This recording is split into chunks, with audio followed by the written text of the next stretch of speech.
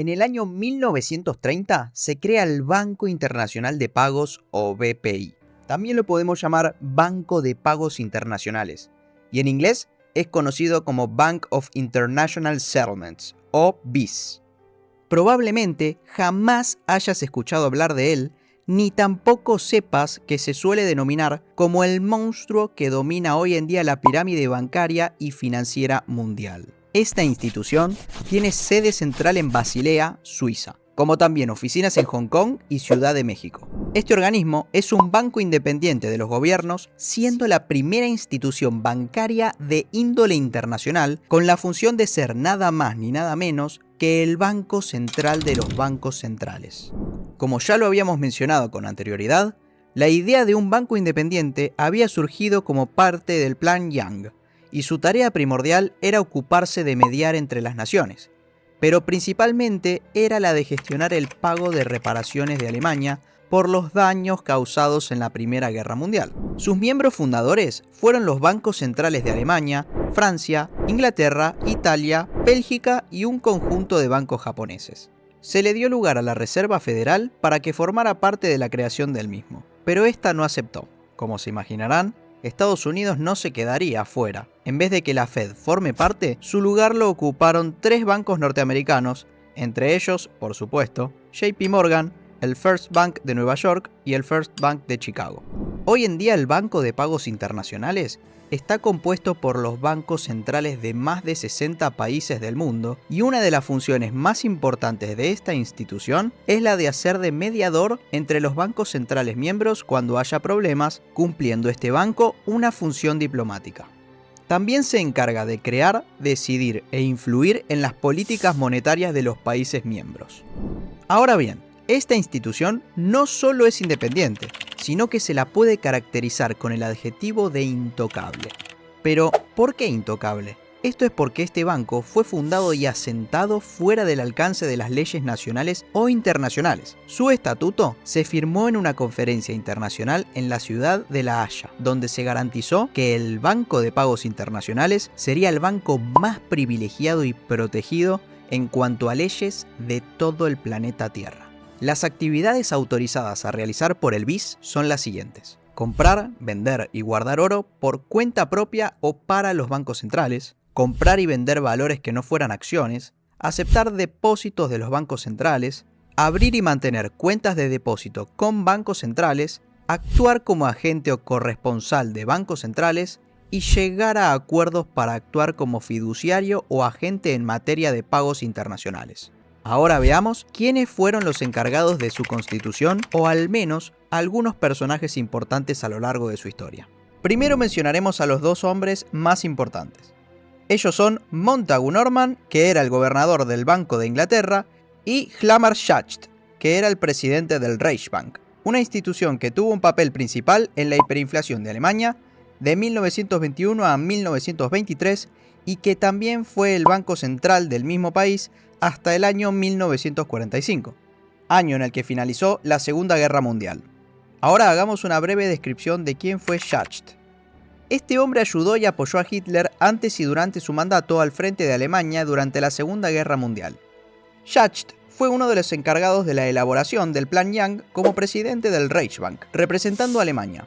También contribuyó en la recaudación de fondos para la campaña política de Adolf Hitler y unos años después de que este sea electo, fue nombrado como presidente del Reichsbank y ministro de Economía en el año 1934, desempeñando ese cargo hasta el año 1937. En ese mismo año fue nombrado miembro honorario del partido nazi. Luego, en el año 1945, sería juzgado y condenado por los crímenes de guerra cometidos durante la Segunda Guerra Mundial.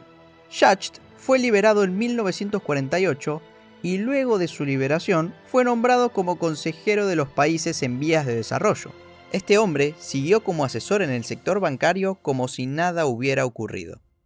Fue uno de los fundadores del Banco Internacional de Pagos y durante su estadía en el BIS se encargó de ayudar y financiar al partido nazi. Imagínense si este es solo un miembro de los integrantes de este banco, ¿qué nos espera para el resto? Siguiendo la línea ya pautada, hay que tener en cuenta que Schacht fue solo uno de los 5 miembros del BIS que fueron juzgados por los crímenes de guerra. Ahora vamos a conocer a Montagu Norman, quien fue gobernador del Banco de Inglaterra durante el periodo de 1920 a 1944. Este hombre tuvo una relación muy estrecha con Schacht, siendo el padrino de uno de sus nietos, al cual le pusieron de nombre Norman en su honor. Montagu era consejero del BIS en el año 1939, momento en el cual ocurrió un hecho de gran importancia en el cual se transfirieron 6 millones de libras en oro checoslovaco hacia el Reichsbank de Alemania, el banco que fue presidido por su amigo Schacht. Montagu, en 1925, escribió en una carta a Benjamin Strong, quien era gobernador de la Fed de Nueva York y uno de los miembros que formaron parte de la reunión de la isla de Schuylkill. En esa carta le escribió lo siguiente: espero que el verano que viene podamos inaugurar un club de bancos centrales, privado y eclético, pequeño al principio, grande en el futuro. Recuerden que Strong ya había formado parte de la creación de un gran banco, es decir, de la Reserva Federal de Estados Unidos, y que el mismo fue ideado en un club de Schuylkill Club, en el cual se ideó la creación de la Reserva Federal estadounidense efectivamente. Ahora sigamos con otros 3 miembros de fuerte relevancia. Empecemos con Gates McGarrah. Fue un banquero estadounidense y el primer presidente del Banco Internacional de Pagos, o BIS, ocupando este cargo durante el periodo de 1930 a 1933. Previo a esto, McGarrah estuvo al mando del Banco de Reserva Federal de Nueva York, siendo el presidente del mismo entre los años 1923 a 1926. Pierre Jacobson fue otro de los miembros de fuerte relevancia. Él fue otro de los fundadores, un economista de origen sueco que fue asesor del BIS durante los años 1931 a 1956. Luego, desde ese año, ocupó el cargo de director gerente del Fondo Monetario Internacional hasta el año 1963, año en el cual falleció.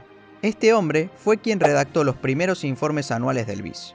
Además, Jacobson fue uno de los economistas más influyentes del mundo y una de las personas más poderosas en ese entonces.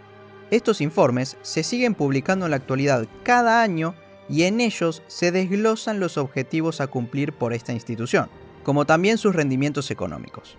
Jacobson era íntimo amigo de Alan Dulles, y en conjunto con Thomas McKittrick, es decir, el presidente del BIS durante la Segunda Guerra Mundial, tuvieron varias reuniones durante la Primera Guerra para establecer un plan sobre el nuevo orden económico de Europa luego de la misma. Alan era un abogado estadounidense, descendiente de una de las familias más pudientes de los Estados Unidos. Trabajó en el año 1917 como funcionario de inteligencia de Estados Unidos. Formó parte del equipo estadounidense en la Conferencia de Paz de 1919 y fue miembro del BIS desde 1931. Años después, fue director de la CIA en el periodo de 1953 a 1961. Un curioso dato no menos importante sobre esta persona es que un periodista norteamericano llamado David Talbot lo acusó públicamente, luego de una investigación, de ser el autor intelectual del asesinato de John F. Kennedy. Junto a su hermano John Foster Dulles, fueron los socios fundadores de una firma de abogados muy poderosa en los Estados Unidos y muy influyente en todo el mundo: Sullivan & Cromwell. Alan Dulles dirigía las oficinas de esta firma en París. Además, tenían fuertes influencias en Wall Street, Alemania y Londres. La firma Sullivan & Cromwell tenía vínculos muy fuertes con Schrobanco, un banco con sede en Nueva York que hasta el día de hoy sigue en vigencia con el nombre de Schroders, con sede en la ciudad de Londres. La familia Schroeder la fundó en el año 1804 y para el año 2020 esta firma, con actividades de gestión de inversiones, maneja un patrimonio valuado en 574.000 millones de libras esterlinas aproximadamente. Hasta el día de hoy siguen siendo uno de los pocos dueños del juego. Y por último tenemos a Thomas McKittrick. Este hombre, nacido en los Estados Unidos, había sido un funcionario del National City Bank de Nueva York, conocido posteriormente por ser el banco llamado Citibank. También había formado parte de una importante firma de inversiones en la ciudad de Boston llamada Lee Higginson & Company. Finalizado su mandato en el BIS, luego, en los años 1946 a 1954, trabajó para el banco Chase National Bank, es decir, el banco destinado a las inversiones financieras de JP Morgan.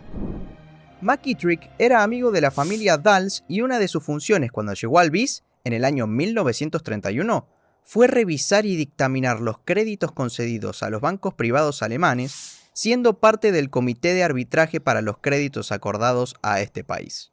A este hombre se lo conoce por haber tenido una curiosa relación con los nazis debido a que se conoce públicamente que compartía información financiera y económica de índole confidencial a los cargos más altos del Reichsbank de Alemania.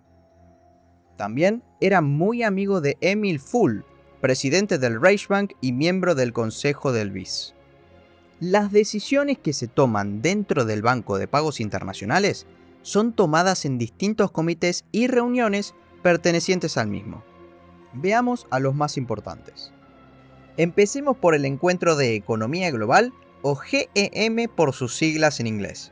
Esta reunión bimestral está integrada por los presidentes de los 30 bancos centrales miembros del Banco de Pagos Internacionales con las economías más avanzadas.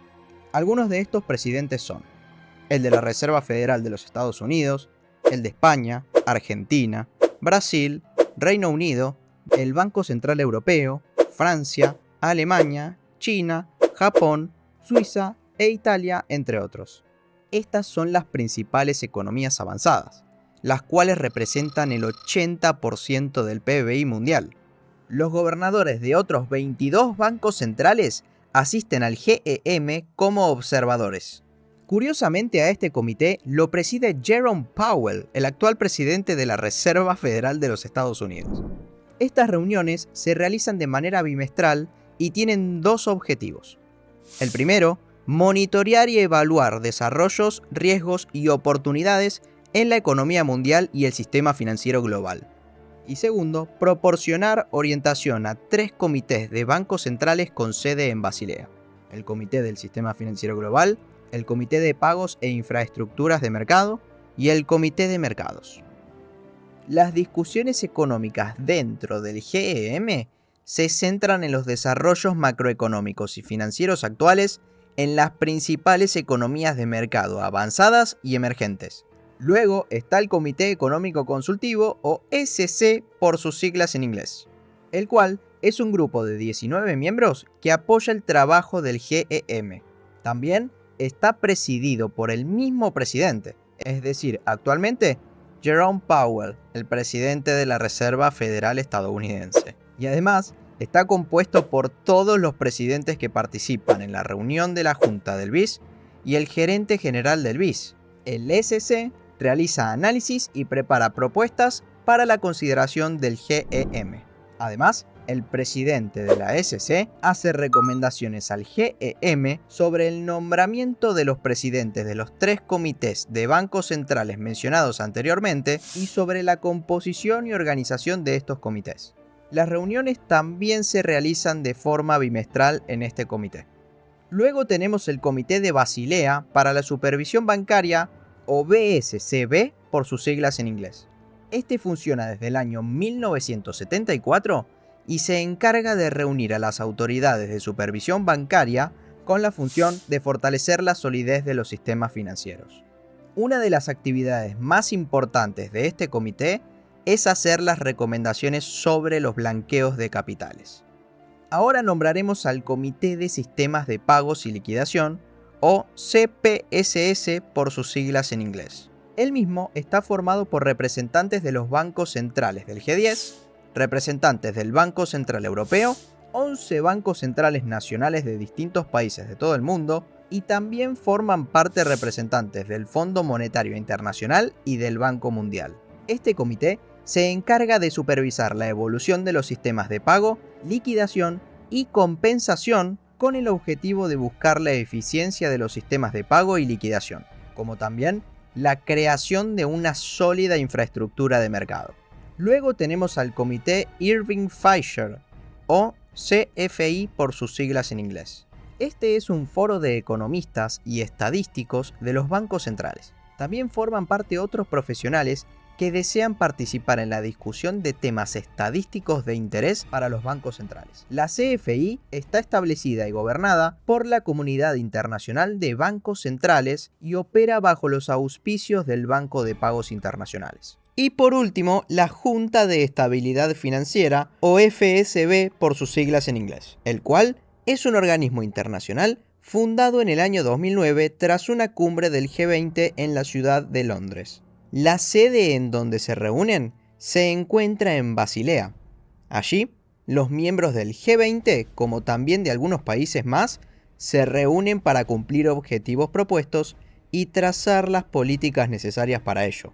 Esta junta es considerada como el cuarto pilar del sistema financiero internacional en conjunto con el BIS, el FMI y los bancos comerciales. La misma tiene como objetivos principales la búsqueda de la eficacia y la estabilidad del sistema financiero internacional.